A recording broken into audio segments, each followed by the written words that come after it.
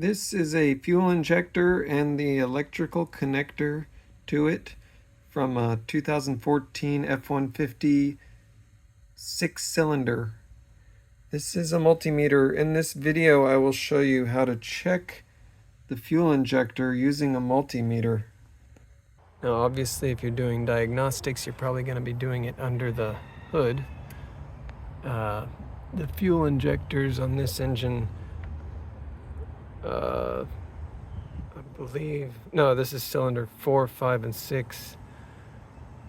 Those are the only ones you're going to be able to access. The other was underneath the intake manifold, but they're up in there. That wire leads to it, so they're kind of hard to reach, but you would be able to get a multimeter in there. So I have another video specifically about how to remove these clips from the fuel injector, but essentially you just need to release the red part first and then press in on this part and pull while holding the fuel injector in place. And then you're going to have the two leads in there revealed. So then I'm going to make sure the multimeter is set up for continuity, to check continuity, which is that omega symbol.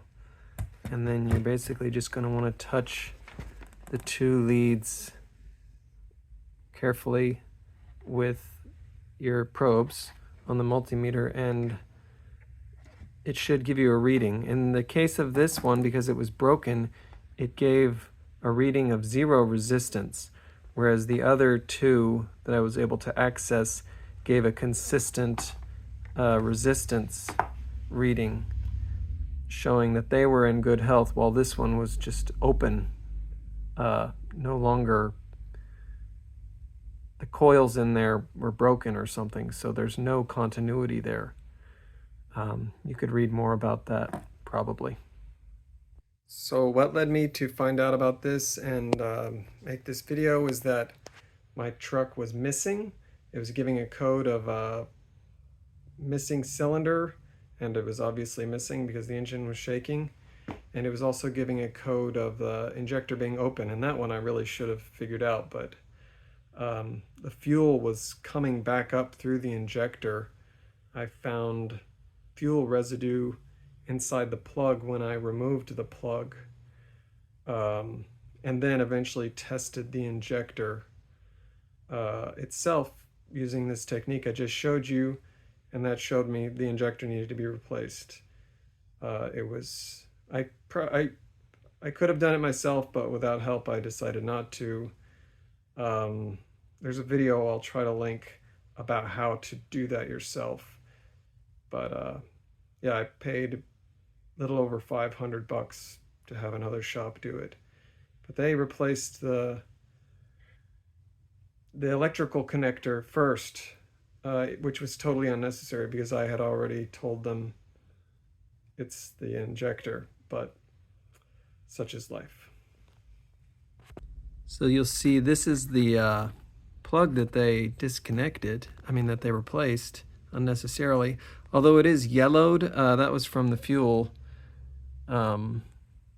staining it, I guess. When I opened it up, it was actually wet in there, and I thought, oh, there's oil on the fuel injector plug, but that doesn't make sense. That would be very bad if there was oil there. But it didn't smell like oil, and so I learned that it was fuel residue. After they replaced this, they said that this had to do with that fuel spraying up through there too. So I guess this got clogged or something, and then fuel was just coming up through here somehow, in there.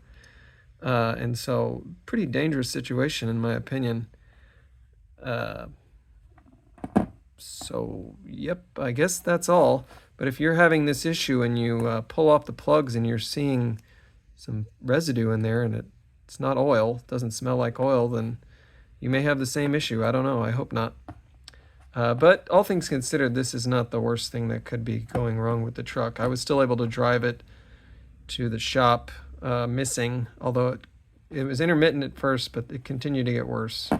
So I'm glad I did get it sorted out. It seems to be running fine since then. Thank you.